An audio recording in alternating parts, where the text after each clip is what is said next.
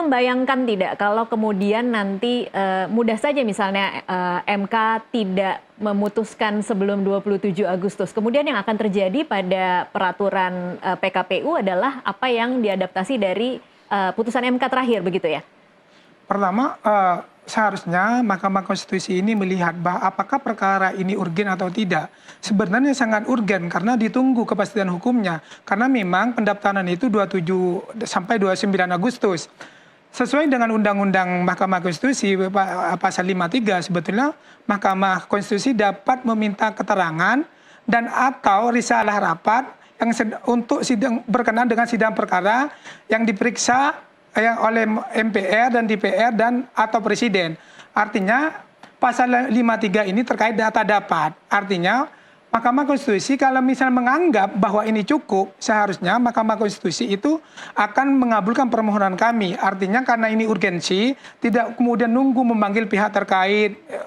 Yang kedua, memang di dalam RPH nanti ini tidak diatur bahwa sejak kapan harus Hakim Majelis Konstitusi itu harus memutus. Yang diatur adalah hanya terkait dengan perbaikan 14 hari lebih cepat. Dan justru walaupun tidak diatur, asas peradilan kita itu kan asas bebas dan cepat. Seharusnya Mahkamah Konstitusi melihat bahwa ini urgen dan penting dan ditunggu oleh publik, maka mau tidak mau Mahkamah Konstitusi harus melihat proses ini dan harus berani apa yang katakan Pak Refili tadi. Jangan kemudian beralibi, kemudian karena misalnya ini masih nunggu untuk minta panggil keterangan untuk mengulur waktu. Bagi kami seharusnya Mahkamah Konstitusi memang mengabulkan permohonan kami diputus sebelum tanggal 27, 2 dan 9 sehingga putusan ini sangat bermakna.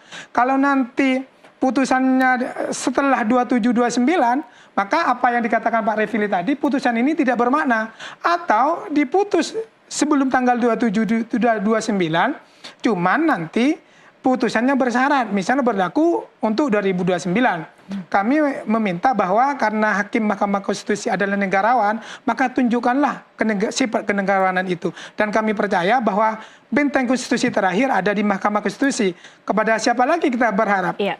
Masalahnya sekarang siapa yang bisa memastikan bahwa hakim akan memutus dalam waktu yang tepat dan putusannya itu kemudian akan putusan yang memang sesuai dengan tafsir yang sesungguhnya dan bukan untuk kepentingan tertentu. Iya, makanya karena salah satu syarat menjadi hakim itu adalah negarawan.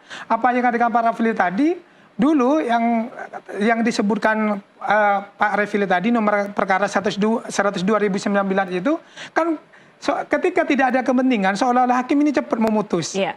Tapi ketika berkaitan dengan kepentingan atau kekuasaan, dia mungkin masih dilema, berpikir. Seharusnya Hakim Konstitusi itu dia tidak harus berpikir kekuasaan ini siapa diuntung atau tidak. Tapi dia memikir bahwa negara ini berjalan sesuai dengan konstitusi.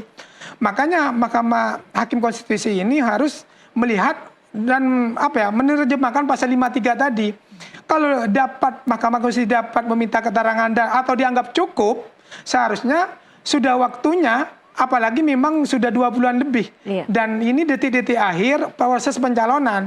Dan sebelum ada yang mencalonkan, seharusnya putusan ini harusnya diputus oleh Mahkamah Konstitusi untuk memberikan keadilan bagi semua dan untuk memberikan kepuasan pada masyarakat.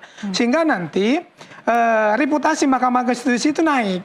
Jangan-jangan nanti reputasi Mahkamah Konstitusi ini makin pasca putusan ini ya, saya menduga takut turun. Iya. Karena memang kemarin putusan Mahkamah Agung itu mendapat penolakan, cuman masyarakat pesimis terhadap itu. Baik. Makanya kemudian kami membawa ini ke Mahkamah Konstitusi. Kami berharap Mahkamah Konstitusi mengabulkan provisi kami sesuai dengan Undang-Undang Mahkamah Konstitusi pasal 3 dan kemudian dengan asas hakim itu bebas dan cepat. Ini kemudian mungkin biar dipertimbangkan oleh Mahkamah Konstitusi. Baik.